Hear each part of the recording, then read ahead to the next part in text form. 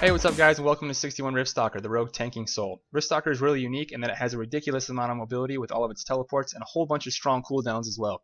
In this guide I'll be showing you where to put your soul points, which masteries to use, as well as how to play Riftstalker. So let's go ahead and get started. Looking at the soul tree breakdown, you see we do the full 61 points in Riftstalker. That's because there's a couple abilities deep in the tree that you definitely want to make sure you pick up as a tank. And also you get the passive soul gifts here of increases of base health, armor, and resist, which is really important for a tank as well. What are the secondary and tertiary souls? For the second soul, we do 7 in Ranger, that's 5 in Enduring for a 10% base health increase. We do 2 in Bolster to reduce the damage you take by 2%. Moving over to Tactician, we do 5 in Metal Plating for a 10% armor and resist increase, and 3 in Boosted Defenses to reduce the damage taken by 3%. As a bonus for going in Tactician, you also pick up Curative Engine, which will heal you for 400 health every time you're hit, and it can proc once a second, so a nice little passive healing there. Moving over to the Masteries Level 61, we take Safeguard. This increases your block mitigation and guard rating from items by 5%. It also makes your Guardian phase no longer have a penalty to Riftstalker damage ability. So what that does is if you look at your Guardian phase ability here, this is going to be your tank buff. This is what's going to actually make you a tank. You'll see a line there that says reduces damage done by 30%. Your level 61 Mastery Safeguard will negate that 30% reduction. Moving up level 62, we take Revitalize. This increases incoming healing by 3%. It will also increase the range of your Planar Strike by 20 meters. So previously Planar Strike was a melee only ability, but with this mastery it made it ranged, which is very, very powerful in this spec. Moving up level 63, we take Sprinter's Guile, increases unmounted movement speed by 10%, also increases the radius of your guard by 3 meters. Moving up to level 64, level 64's mastery isn't too terribly important. You can choose whichever one you like. However, I typically will choose Time Focus because it does the best in my testing. However, I've heard of rogues that also choose the repetitive strikes and have very good results with that one as well. Moving up to level 65, we take Planar Variation because of its versatility. It can be used as a very powerful self-heal cooldown, which is typically what I use it for. However, you can also use it to heal someone else or use it for a powerful AoE DPS cooldown as well. So moving on from the Souls and Masteries, guys, let's talk about the macros briefly. So starting at the top, we have the single target macro. This is going to have a bunch of different things in it. You'll see that I do use a shift modifier here. So how this works is this is on my 1 key. So when I hit my 1 key, it's first going to fire off Phantom Blow. And then I hit it again, it's going to fire off Planar Strike. Planar Strike is going to be your spammer. Now if I hit shift and hold it and then hit 1, it's going to fire off Power of the Plains, which is going to be your single target finisher. So you can do all of your single target builder and finisher from this one macro. Moving on down, we have the Area of Effect macro here. This one's going to have your Rift Disturbance and Wrath of the Plains in it. So if you hit 2, which is where this macro is, it's going to fire off Wrath of the Plains, which is going to be your AoE finisher. If you hit shift and hit 2, then you'll hit Rift Disturbance, which is going to be an AoE damage cooldown here that also has a nice little debuff effect with it. But we'll talk more about that later. Moving on down, we have the Blink or Teleport macro. This is going to have 3 different teleports in it that all teleport to a target. You also have a 4th teleport, Shadow Shift. However, you'll notice this one just says teleports 15 meters forward. It doesn't actually teleport to a target. So if you put this in the macro and you accidentally use it, it could teleport you across the room. And if you're trying to aim at cleave or trying to stay stationary for DPS, then it could prove to be an issue. So I don't recommend you put that one in the macro. Moving up to the top, we have a Cast Itself Planar Variation macro here. That's on the R keybind. That one is just so that I can click it and won't have to target myself. And then of course we have the Defer Death and Planar Refuge macros here. This one just literally has the skill, and then it has Soul Coalescence added on to the end. So if I want to use just Defer Death, I can hit this key once. If I want to use Defer Death and I also want to pop Soul Coalescence with Defer Death, I can hit it twice. I can do that for both Defer Death and for Planar Refuge. So moving from the macros, guys, to the action bar, starting at the top left, we have Guardian Phase. We already spoke briefly about this. This is going to enable your block and guard, increase your armor by 100%, and give you a bunch of other good tank goodies as well. It's what basically makes you a tank, so you need to make sure that you cast that when you swap to a tank spec. So moving over to the right, we have Plane Bound Resilience. This increases your endurance by 200. Curative Engine is going to make it so when something hits you, you'll heal for 400 health. It's very nice passive healing there. We have the K-Alert macro here. We have Planar Variation here. This is so I can use this to cast on another player or on a group of mobs if I'm using it for an AoE damage cooldown. Over here, we have a collection of skills. I just have these here so that I can show you the tooltips on them during this guide. Moving on down to the secondary bar, we have Planar Splash. This one reduces the damage of your Planar Strike and your Phantom Blow by 20%. However, it makes them hit 10 targets. Very, very strong. This is going to be how you swap from single target to AoE. Moving over to the right, we have Constant Deviation. This is another toggleable ability. This causes the rogue to deal 25% more damage, but take 25% more damage as well. So where you can use this is if you have like a tank swap mechanic on something like say Fenric. Say it's not your turn to tank, you can toggle this guy on really quick, and you can deal 25% more damage until it's your turn to tank again, and you can just toggle it right back off. Moving over to the keybinds, on the Z keybind I have Defer Death. What this does is if you use it, it will apply Defer Death to you for 30 seconds. If you take a killing blow within those 30 seconds, it will proc a 50% shield on you, saving your life. So very good stuff to have there. Moving over to the Q key, we have Scatter the Shadows. This removes all curses, diseases, and poisons, and reduces the damage taken by 90% for 5 seconds. Probably one of the strongest tank cooldowns in the game, in my opinion. Moving over to the E key, we have Planebound Aegis. This one right here is going to buff the rogue, absorbing 50% of the rogue's max health. It's unique though, because if that shield doesn't get used all the way up, whatever's left of it, it will heal you for that portion. So say you pop this, it gives you 50% health, which on me is, what, roughly 65k, something like that. So if you don't actually use it, it'll heal you for 65k if you don't take any damage from that shield. So moving over to the R keybind, we have Planar Variation. This is the cast itself Planar Variation skill here. Nothing more really to say about that. If you pop that, it does have a 1 second delay before it starts healing you though. So moving over to the right again, we have Planar Refuge. This reduces the damage taken by 30% for 10 seconds. Moving over to the right one more, we have Soul Coalescence. This is going to decrease the damage you take by 20%, but only for 4 seconds.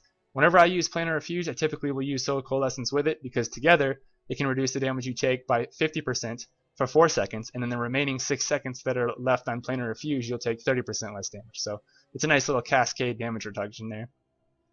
And moving over to the right, we have Physical Wellness. This is a little bit weaker of a cooldown, but it has its uses. It increases the max health of all party or raid members by 5k. This one is pretty cool on fights where you take a lot of raid damage during certain phases, and you have characters with you or people with you that may or may not have raided before or don't have quite the gear yet and aren't up to some of the hit point levels that some of the other players are. So you can use this to help people soak more damage. Over to the right, we have Rift Prison.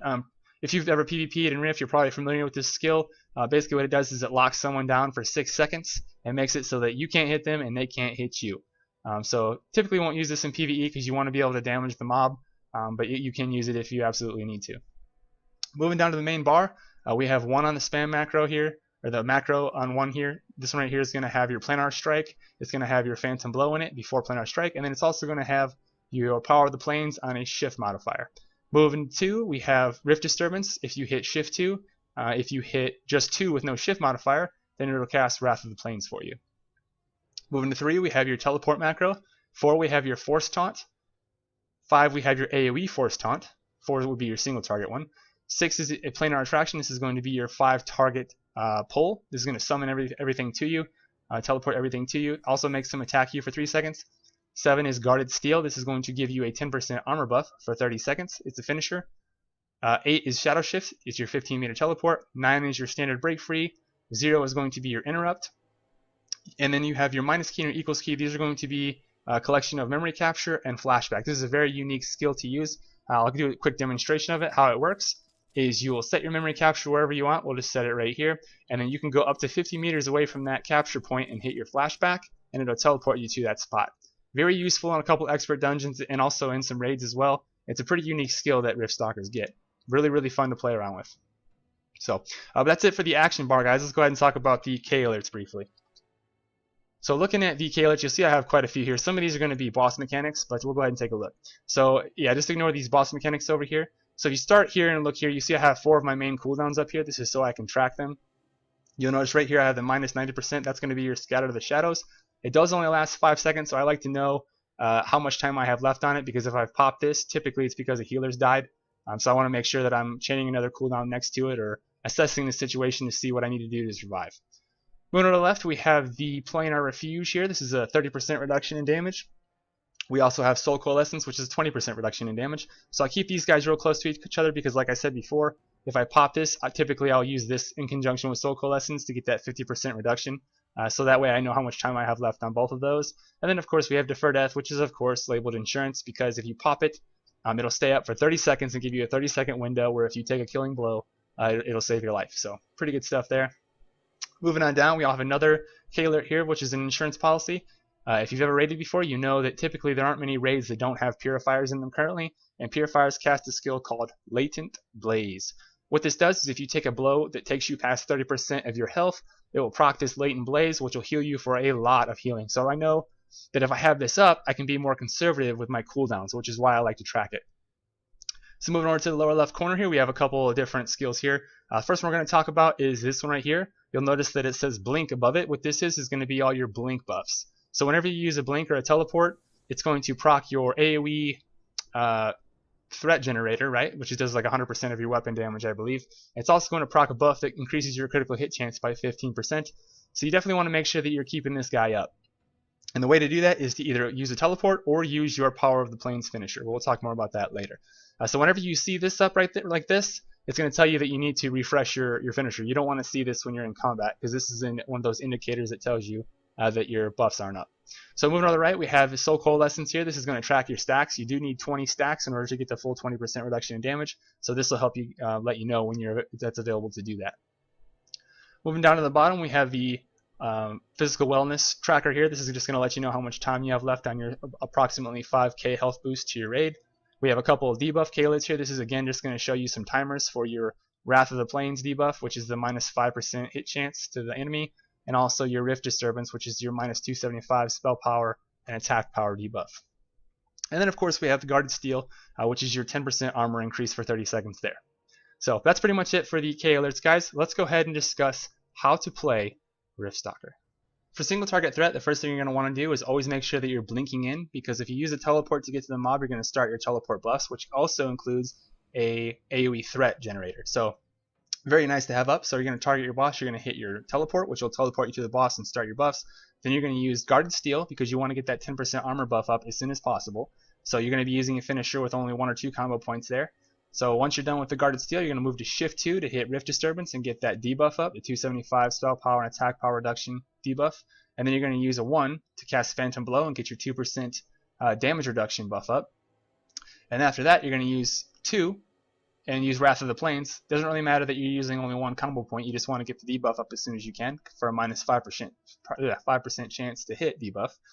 At this point, you're going to move to your 1 key and you're going to spam your 1 key until you get to 5 combo points. And then you're going to use a Shift 1 to use your single target finisher. And after that, you're going to be trying to get to 5 combo points and using your 5 combo points with your Power of the Plains for a single target finisher. And you're going to be using, making sure that you use Wrath of the Plains and Rift Disturbance when you can to make sure that your buffs stay up. And then whenever you see the little icon here that says blink, you're either going to want to use a Shift 1 for Power of the Plains, or you're going to use a blink to keep that up. So it's relatively easy. I'll go ahead and show you what it looks like. So we're going to go ahead and start by using 3 for a blink, then 7 for Guarded Steel, Shift 2 for Rift Disturbance, 1 for Phantom Blow, 2 for Wrath of the Plains, and then we're going to keep on spamming. And you'll see that we're about to lose our blink buff, so we're going to go ahead and pop that Shift 1 early finisher to get that running again. Keep on going. We're going to use the Wrath of the Plains and Rift Disturbance real quick to make sure those buffs stay up. We're going to go ahead and use a blink to get back in and fire off the Wrath of the Plains again. So you can see it's pretty much a game of just balancing your debuffs here. Shift 1 to restart the blink again, which is going to be your Power of the Plains. We need to refresh our Guarded Steel. You're going to be clipping quite a few finishers every once in a while, because it's more important to keep the buffs up than it is to use a higher finisher. Unless, of course, you're overgearing the content, then it's not a big deal. You can make sure that you're using the 5-point finishers, but it's pretty important to make sure that you're maintaining your 10% armor, maintaining your debuff here, and maintaining your Wrath of the Plains debuff as well, especially because these abilities both generate extra threat, but they're more important for the AoE section. But that's pretty much it for the single target section, guys. It's very easy. After you maintain your buffs, it's going to be spamming your 1 key and then using a Shift 1 for the Power of the Plains finisher at the end. For AoE threat, you're going to be doing a lot of the same thing you do with single target threat, just with a few abilities moved around. So the first thing you'll do is target a mob. Then you're going to use your 3 key for a teleport to the mob to get your AoE buffs running. And then you're going to use a Shift 2 to cast Rift Disturbance. And then you're going to use a 2 to cast Wrath of the Plains, so you'll have both of your debuffs up, both your AoE debuffs up. After that, you're going to fire off your Phantom Blow, which is going to give you that 2% damage reduction. And then you're going to fire off 7, which is Guarded Steel, to give you that 10% armor increase. After that, you're going to be firing off your 1 spam. Of course, you're going to want to make sure that your Planar Splash is turned on beforehand. But you'll be firing off your 1 spam, so your Planar Strike will hit up to 10 enemies. And then when you get to 5 combo points, you're going to use the 2 key for your Wrath of the Plains AoE finisher. So that's going to be the kind of main portion there. You're going to be casting your 1 key a bunch of times to 5 combo points, and then 2 for Wrath of the Plains finisher, which is here. So you're also going to want to make sure that whenever your Rift Disturbance is up, you're going to want to cast it on cooldown. And then also you want to make sure that your Wrath of the Plains debuff stays up as well. However, as long as you're using your 1 key a bunch to 5 common points and using it for a finisher, it should always be up anyway. The other part of that is you're going to have to be using your teleports to make sure that you're maintaining your AoE buff.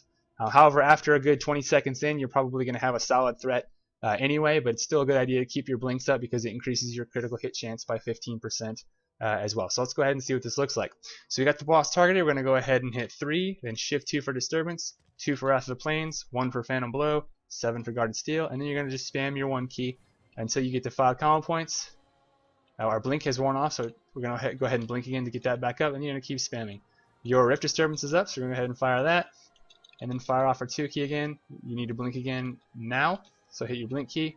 It disappeared, and we're just going to keep on going. Rift Disturbance is back up again, and we need to blink again, so go ahead and hit 3, and then 2 finishers. So it's very, very easy. AoE threat is very easy on Rogue. You have multiple different areas you can do. We're going to go ahead and hit 7 to use Guarded Steel, refresh that, blink in again.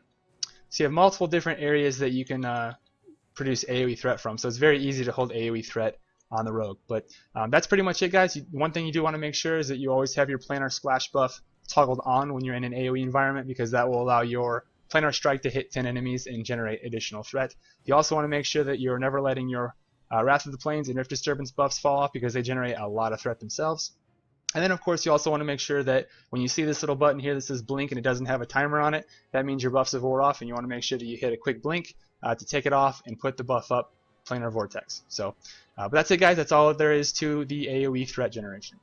So let's talk about how to use cooldowns here for a second. You do have quite a few different cooldowns you can use, but most of them are on a 2-minute cooldown. So what that means is you have to be pretty conservative when you're using them, because if you use them all up front right away, you're going to have a long period of time where you're not going to have anything available to use, just in case a healer dies or you're taking abnormally large amounts of damage because of a phase or something like that. So you definitely want to try and be careful with those. So I'm going to go ahead and explain a little bit about each one and how I use them. So starting with Defer Death, this is typically that I'll use if my health dips really low. Like say I take a large hit and it puts me at like 10%, and I'm not sure that a healer is going to be able to help me recover from that. That's typically something I'll use Defer Death for. I'll put that up because it gives me a good 30-second window where if the mob does it again, then I'm going to be safe. I'll get a 50% shield if it kills me. That's kind of the same thing with Planebound Aegis. If Defer Death is down, I'll pop a shield typically when I take very, very large hits to help the healers recover. So Scatter the Shadows is kind of unique in that it gives you a 90% damage reduction for 5 seconds. It's literally pretty much a god mode. When you hit this button, it's going to be very difficult for anything really to kill you aside from tank killer type of skills. So I typically will only use this one if a healer dies or something like that, a very, very dramatic event like that, because this one right here is going to be a tank saver for sure. Nothing is going to kill you for 5 seconds, so it works really well if you have a Purifier Death or something like that to help the healers recover. For Planar Variation, it is one of the skills that's on a 1-minute cooldown, so I typically will use this one more liberally than the others because it comes back so quickly. But that being said, I will also try and use a shield or something first, because this one can be used on more than just you. It can be used on, say, you're another tank that's with you or another healer or something like that to save their life. So it is pretty versatile in that respect, but it is on a 1-minute cooldown, so I typically will use this pretty liberally. So moving over to Planar Refuge, this one I use this one a lot. And the reason for that is because it's a preemptive skill. So if you know there's a phase coming up and you're trying to make it easier on the healer, say there's some kind of stacking mechanic and it's getting pretty high and you're taking a lot of damage, to make it easier on your healers, you can just pop the Planar Refuge here. You can pair it up with Soul Coalescence if you want for the 50% initial damage reduction.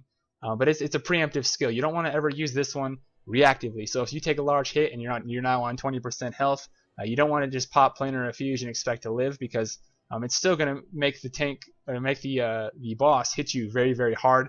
It will be reduced damage, but it will likely still kill you. So you don't want to use this one reactively. This one is more of a preemptive type deal.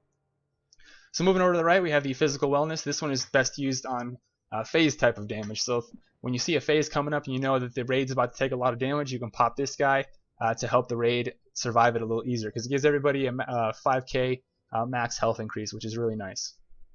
So that's mostly the cooldowns there, guys. It's not really difficult.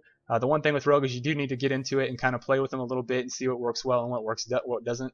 One thing that you want to try to avoid is chaining your cooldowns together. You don't want to ever press both of these at the same time, because these are such powerful cooldowns. You want to try, if you need to chain them one after the other, that's fine. You just don't want to hit them at the same time. Like for instance, you would never hit Q and E together. You would never cast Scatter the Shadows and Planebound Aegis at once, because it's too powerful. By the time that got done, you might not even use part of that shield, and then you have both of these abilities on cooldown for 2 minutes. So you want to try and spread these out as thinly as you can. And like I discussed before, if you have a purifier with you, you're going to have latent blaze up anyway, so you can kind of be conservative with your cooldowns as long as you have that buff up. So pretty straightforward stuff, guys. If you guys have any questions, as always, please put them in the comment section. Oh yeah, also by the way, all of these, this is what the KARUUL look like. It'll show you what the KARUUL are looking like here. And you can also hit Planar Refuge, hit that twice for the Soul Coalescence. So, but that's what those look like. It'll tell you, hey, for the next 20 seconds, you have an insurance policy with Defer Death. But yeah, if you guys have any questions at all, please put them in the comment section. If you enjoyed this video, please don't forget to like and subscribe. Also, go and check out my Facebook page at facebook.com/chamberdown, and I will see you guys next time.